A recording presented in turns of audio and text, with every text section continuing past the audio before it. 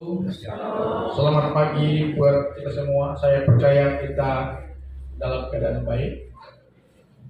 Puji Tuhan, Ibu Sukro sudah bisa beribadah. Ada 2 hari tidak salah saya di opname. Puji Tuhan, berkat doa kita, beliau sudah sehat kembali sehingga dapat hadir ibadah minggu ini, hari ini. Dan memang hari ini agak sepi, ada banyak yang tidak hadir, mungkin pengaruh Cap Gome atau tidak tahu ya. Tapi saya percaya orang yang hadir ibadah hari ini adalah orang-orang yang siap diberkati oleh Tuhan di sepanjang tahun ini. Haleluya, haleluya, haleluya. Puji Tuhan, saya ingin menyampaikan pesan Tuhan hari ini kepada kita. Saya berharap kita menyiapkan diri sebaik mungkin agar benar-benar kita diberkati melalui apa yang ingin Tuhan sampaikan kepada kami untuk kita hari ini. Kita tahu bahwa tahun 2023 ini, sebagaimana yang sudah sering kami sampaikan di sini, bahwa kita berharap kita akan jauh lebih baik daripada tahun 2022 yang telah kita lewati. Dan agar kita lebih baik dari tahun 2022 kemarin, maka kita harus memposisikan diri kita sebagai pribadi pemenang. Sehingga dengan kita menjadi pribadi pemenang, maka sudah barang tentu kita akan mengalami kemaksimalan hidup di dalam seluruh aspek hidup kita. Sebab tidak mungkin kita menjadi pribadi yang maksimal di sepanjang tahun ini kalau kita menjadi orang pecundang. Kalau kita menjadi orang yang kalah dan terus kalah kata iblis. Dan kalau kita tidak menjadi pemenang, maka kita tidak akan mengalami yang namanya kemaksimalan dalam aspek hidup kita, sehingga berdampak kita tidak mengalami breakthrough, kita tidak mengalami terobosan, kita tidak mengalami satu hal yang baik tahun ini. Kita akan tetap menjadi orang yang rugi. Karena orang yang rugi, saya ulangi sekali lagi di sini, adalah orang yang hidupnya tidak mengalami perubahan sama sekali. Sekali lagi saya katakan bahwa kita juga berharap, Tuhan juga mengharapkan kepada kita bahwa tahun 2023 ini kita akan menjadi jauh lebih baik dari tahun 2022 yang sudah kita lewati. Sekalipun saudara, keadaan bertolak belakang dengan prediksi para pakar ekonomi yang mengatakan bahwa tahun 2023 ini adalah tahun yang tidak mudah. Karena apa saudara? Karena sepertiga dari negara-negara di dunia ini, ada 70 negara sedang memasuki masa resesi ekonomi. Dan negara-negara yang belum memasuki resesi ekonomi akan merasakan seperti sedang mengalami resesi ekonomi. Perhatikan saudara, sekarang ada 40 negara sedang antri di IMF. Untuk apa? Untuk memohon pinjaman untuk mengatasi resesi ekonomi di negaranya. Nah, dengan fakta ini, saudara, kita tahu bahwa dunia sedang berat, saudara. Tapi, sekali lagi saya katakan, tapi kita bersyukur untuk sekarang. Kita bersyukur untuk sekarang bahwa Indonesia belum terkena dampaknya. Namun sekalipun kita bersyukur bahwa Indonesia belum mengalami dampak daripada resesi ekonomi dunia ini, namun kepada kita saudara, kita perlu berhati-hati hati-hati di dalam mengelola keuangan kita hari-hari ini. Kita diminta oleh Tuhan, diingatkan oleh Tuhan untuk berhati-hati dalam mengelola finansial kita. Apalagi kita juga sedang memasuki tahun politik. Pemilu akan dilaksanakan pada tanggal 14 Februari tahun 2024. Dan kita harus berdoa, saudara-saudara, agar hasil pemilu yang akan berlangsung pada Februari 2024 menghasilkan figur-figur pemimpin bangsa yang memiliki semangat nasionalis, toleran, sehingga Indonesia akan menjadi bangsa yang menuju kepada kesejahteraan rakyat dan berkeadilan sosial. Jadi Bapak Ibu saudara-saudara yang saya kasihi di dalam Tuhan Yesus Kristus, kita kembali kepada keadaan dunia yang sedang berat tadi. Jadi bagaimana kita melihat perjalanan hidup kita di tahun 2023 yang hari ini, hari kelima di bulan kedua sudah kita jalani. Apakah kita yakin tahun ini akan menjadi tahun yang lebih baik bagi kita semua daripada tahun yang sudah kita lewati, yaitu tahun 2022 kemarin? Jika kita bertanya seperti ini, maka saya akan menjawabnya untuk kita semua, yaitu bahwa kita harus jangan terintimidasi dengan keadaan dunia, dengan prediksi para pakar, tetapi kita harus memberi diri kita untuk teguh berpegang kepada janji firman Tuhan. Karena firman Tuhan mengatakan, yang pertama saya ingin sampaikan kepada kita, di dalam Ratapan pasal 3 ayat 22 sampai ayat 23 mengatakan, tak berkesudahan kasih setia Tuhan, tak habis-habisnya rahmatnya, selalu baru setiap pagi, besar setia Tuhan kepada kita. Artinya apa di sini? Artinya adalah percayalah.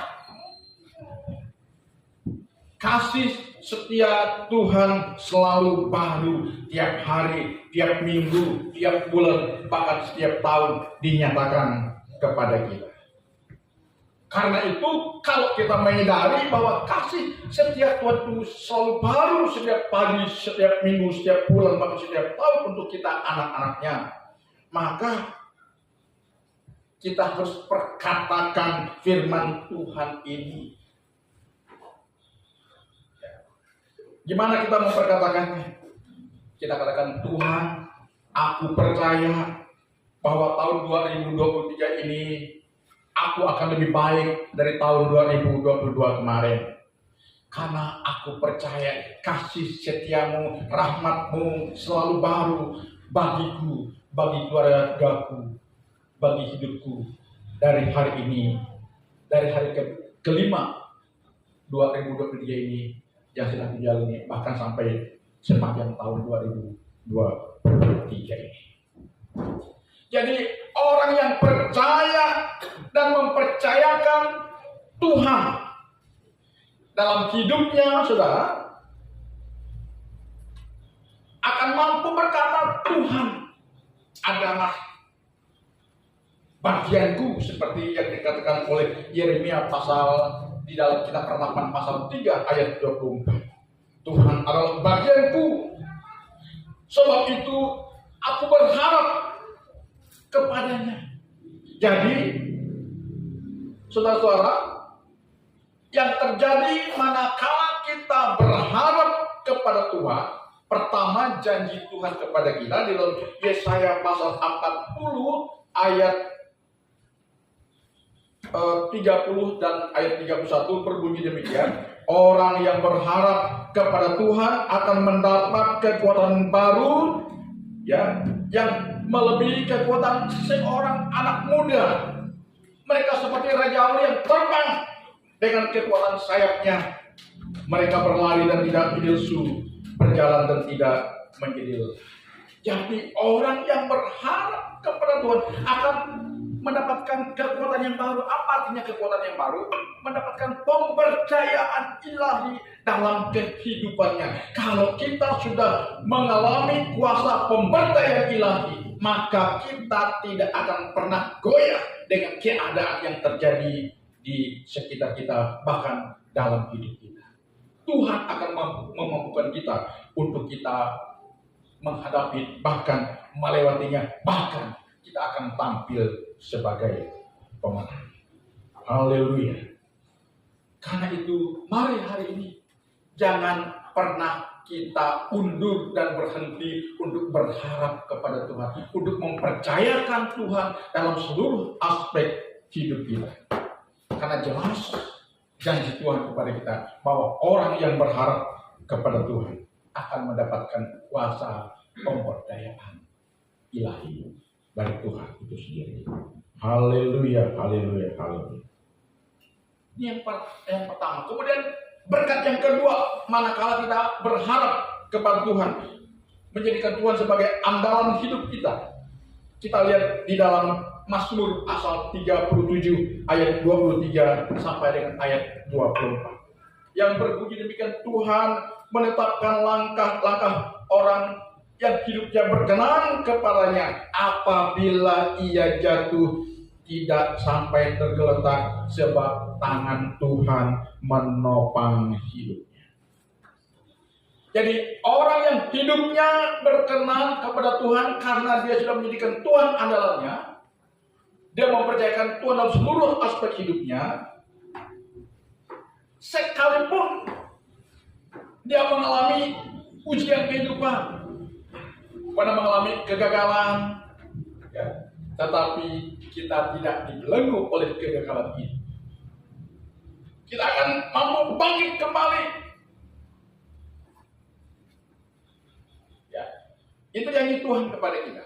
Orang yang percaya kepada Tuhan, setia kepada Tuhan, berkenan kepada Tuhan, bukan berarti dia tidak bisa jatuh ke dalam berbagai kegagalan serta masalah kehidupan, tetapi tidak sampai tergeletak.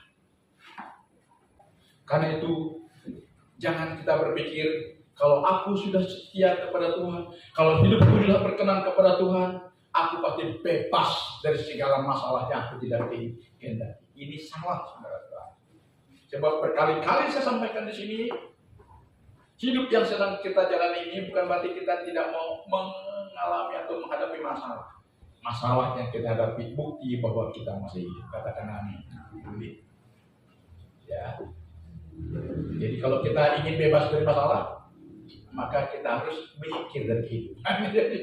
Itu dia. Jadi kalau kita masih diperhadapkan kepada masalah, itu bukti bahwa kita hidup. Namun bagi orang percaya, kita tidak menjalani dengan kekuatan. Ada kuasa pemberdayaan Tuhan. Amin. Haleluya. Jadi marilah kita jangan sampai kendur semangat kita untuk kita mempercayai Tuhan dan mengandalkan Tuhan dalam seluruh aspek hidup kita, karena berkat yang ketiga ini pasti diperhadapkan kepada kita. Dalam Yeremia pasal 17 ayat 7 dan 8 mengatakan, orang yang mengandalkan Tuhan dan menaruh harapannya kepada Tuhan akan diberkati. Tidak khawatir tahun kering, tidak khawatir akan ada resesi yang akan dihadapi, karena kita percaya pembelaan Tuhan akan dinyatakan kepada kita. Katakan amin. Ya. Dan sudah barang tentu Kalau kita berharap kepada Tuhan, mengandalkan Tuhan, tidak khawatir akan tahun kering atau keadaan yang dihadapi tidak sesuai dengan ekspektasi kita atau tidak sesuai dengan harapan kita. Percayalah, saudara, janji Tuhan ini akan dinyatakan kepada kita. Minggu kemarin kan saya berbicara tentang janji Tuhan. Ya, karena itu mari jangan kita kendur untuk berharap kepada Tuhan, untuk mengandalkan Tuhan, menaruh seluruh harapan kita kepada Tuhan. Karena Tuhanlah yang sudah menjadi jaminan hidup kita. Tuhanlah yang menjadi pruden kita. Haleluya. Ada apa yang mengatakan orang yang berharap Tuhan. Ya, kita nyanyi lagi nih.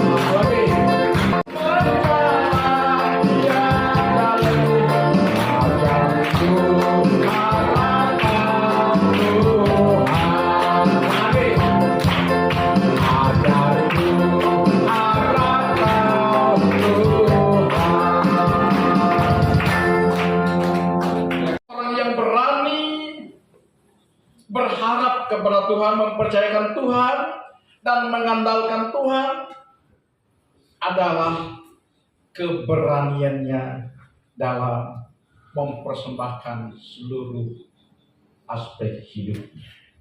Termasuklah persembahan materi yang Tuhan percayakan kepada kita dengan dasar kemurahan hati, kerelaan, dan sukacita. Ya. Saya ulangi lagi bahwa salah satu tanda orang-orang yang berharap kepada Tuhan, yang berani mempercayakan Tuhan dalam seluruh aspek hidupnya adalah keberaniannya dalam berkorban untuk Tuhan. Persembahan kepada Tuhan sebagai bentuk pengorbanan kepada Tuhan, sebagai tanda bahwa kita mengasihi Tuhan, sebagai tanda bahwa kita berharap kepada Tuhan, sebagai tanda bahwa kita melibatkan Tuhan dan mengandalkan Tuhan dalam seluruh aspek hidup kita. Itu berupa persembahan syukur kita, persembahan persekutuan kita, persembahan sulung kita, persembahan dalam bentuk yang lain.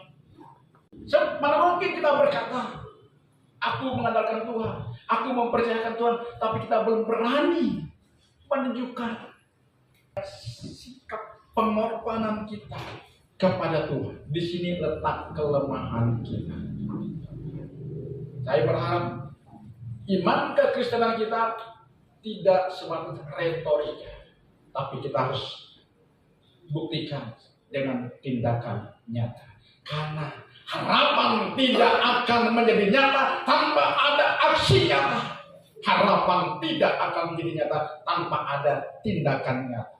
Hari ini saya sampaikan kepada kita, sekalipun kita dibayang-bayangi oleh hantu resesi, kalau kita melibatkan Tuhan, mempercayakan Tuhan dalam seluruh aspek hidup kita di sepanjang tahun ini, libatkan Tuhan dalam setiap perkara, percayalah Tuhan akan membela kita. Percayalah Tuhan akan menopang kita. Percayalah akan pemeliharaan Tuhan. Percayalah akan janji Tuhan kepada kita. Bahwa dalam firman Tuhan yang tadi kita baca, bahwa orang yang mengandalkan Tuhan akan diberkati. Katakan amin. Ingat, jangan lagi hidup dengan pengandalan diri manusia kita yang penuh dengan kekurangan dan kelemahan.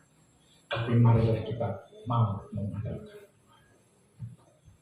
Ini saya sampaikan supaya benar-benar tahun ini kita mengalami breakthrough.